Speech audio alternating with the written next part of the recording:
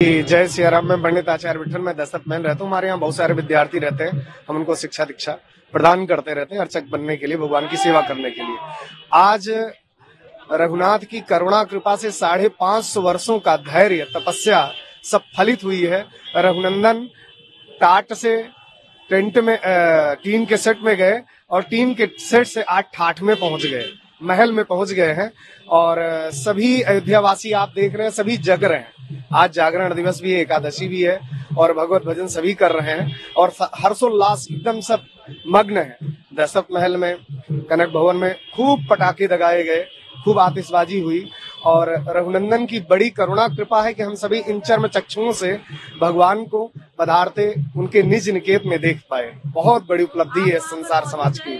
भगवान की करुणा कृपा से हम मंदिर में थे अपने यहाँ और वहां से फिर हम आए तो पता चला कि ठाकुर जी पहुंच चुके हैं गर्भगृह में और श्रद्धेय मुख्यमंत्री हमारे महाराज जी पहुंच चुके थे और पुजारी श्री हमारे मुख्य पुजारी अर्चक श्री सत्येंद्र दास जी महाराज जी वो थे। उनकी मौजूदगी में और ट्रस्ट के सभी सदस्यों के साथ भगवान अंदर पहुंचे गर्भगृह में और वहीं पर माँ कौशल्या को चतुर्भुज स्वरूप में परमात्मा ने दिव्य दर्शन दिया।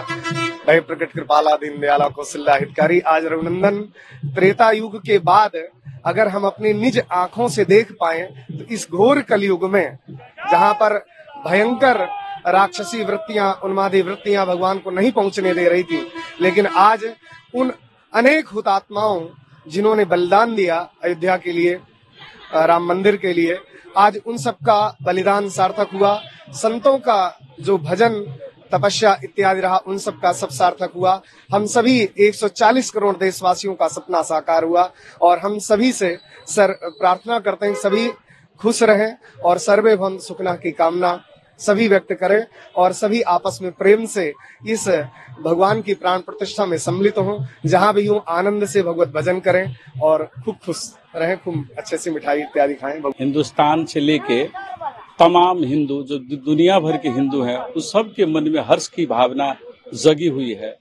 राजा रामचंद्र वनवास के बाद त्रेता युग में जो पीड़ा उनको भोगना पड़ा था, उसके बाद कलयुग में भी 500 वर्ष की लड़ाई अयोध्या में चली। उनके राम जन्मभूमि में उनको पाल के भीतर रखना पड़ा, तिरपाल के अंदर उनको रहना पड़ा। ये पीड़ा सारे हिंदुओं को लग रहा था और बहुत सारे हमारे पूर्वज इस लड़ाई में गति को प्राप्त हो गए, बहुत संघर्ष किए और संघर्ष के बाद जो उपलब्धि मिला, राम जन्मभूमि में मर्यादा पुरुषोत्तम श्री राम का मंदिर बन रहा है और कल प्राण प्रतिष्ठा इसका होने जा रहा है। इसके अवसर पे तमाम भारत के सारे बंधुओं को हार्दिक शुभकामना बधाई देते हुए जनकपुर भी हर्षोल्लास के स्थिति में है। ये माता जगत जननी जानकी की पावन जन्मभूमि सीता की नैहर के रूप में है और अयोध्या को हम लोग ससुराल के रूप में देखते हैं। तो भगवान रामचंद्र जी के ससुराल यानी कि जनकपुर धाम में भव्य तैयारी की जा रही है। कल के उत्सव के लिए हर्षोल्लास है और इस जनकपुर में मात्र नहीं, इसके अगल बगल के जितने ग्रामीण इलाका है, सारे ग्रामीण इलाका में आपको कल की बहुत बड़ी व्यवस्था की जा रही है। जुलूस निकाला जाएगा, दीपोत्सव का आयोजन है, खीर बांटे जाएंगे, पुलाव बांटे जाएंगे, पुआ बांटे जाएंगे, बहुत सारी प्रकारें हैं जो खिलाई जाएंगी लोगों को और बड़े उत्सव के रूप में मनाएंगे। क्योंकि हम लोगों को लग रहा है हमारी माता किशोरी जी त्रेता युग से अभी तक दशा में थी और आज मर्यादा पुरुषोत्तम श्री राम के